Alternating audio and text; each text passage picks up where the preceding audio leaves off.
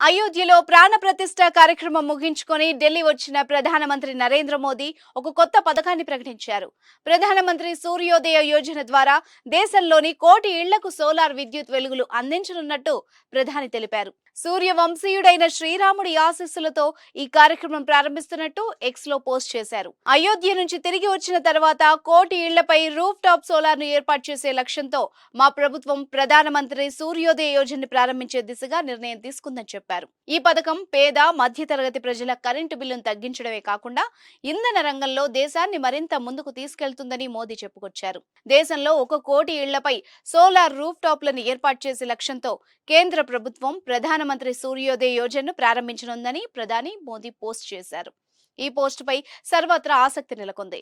ఈ పథకంపై అధికారులు విధి విధానాలపై దృష్టి పెట్టారు. ఈ కొత్త పథకం విషయంలో నూతన పునరుత్పాదక ఇంధనం ఆయా సంబంధిత మంత్రిత్వ శాఖల అధికారులు మోదీతో సోమవారం సమావేశమయ్యారు. రూఫ్ టాప్ సోలార్ ను పెద్ద సంఖ్యలో అవలంబించేలా రెసిడెన్షియల్ వినియోగదారుల కోసం జాతీయ ప్రచారాన్ని ప్రారంభించాలని ఈ సమావేశంలో మోదీ అధికారులను ఆదేశించారు. 2022 చివరి నాటికి 40 గిగావాట్ల లక్ష్యాన్ని చేరుకోవాలన్న లక్ష్యంగా పెట్టుకుని ఇప్పటి వరకు కేవలం 5.87 గిగావాట్ల రూఫ్ టాప్ సోలార్ ప్రాజెక్టులను మాత్రమే ఏర్పాటు చేశారని, ఇది ఆశించిన లక్ష్యంలో 15% కంటే తక్కువని గత ఏడాది మేలో పార్లమెంట్ స్టాండింగ్ కమిటీ తెలిపింది. ప్రస్తుతం grid connected solar roof top సామర్థ్యం 72.31 గిగావాట్లలో 11.08 గిగావాట్లు ఉన్నట్టు కొత్త పునరుత్పాదక ఇంధన మంత్రిత్వ శాఖ తెలిపింది. ప్రభుత్వ ప్లాన్ ప్రకారం 2030 నాటికి మొత్తం పునరుత్పాదక సామర్థ్యం 500 గిగావాట్లలో సౌర విద్యుత్ 292 గిగావాట్లు అవుతుందని ప్రభుత్వం భావిస్తోంది.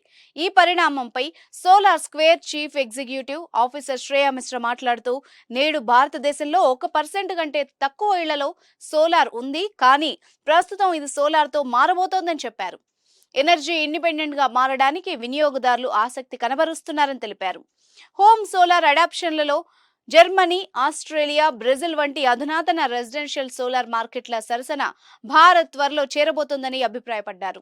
రూఫ్ టాప్ సోలార్ ఇన్స్టాలేషన్స్ ఇంకా ఊపందుకున్న సమయంలో ఈ పథకం రావడం, దీని విధి విధానాలపై అధికారులు ఎలాంటి నిర్ణయం తీసుకుంటారో చూడాలి మరి.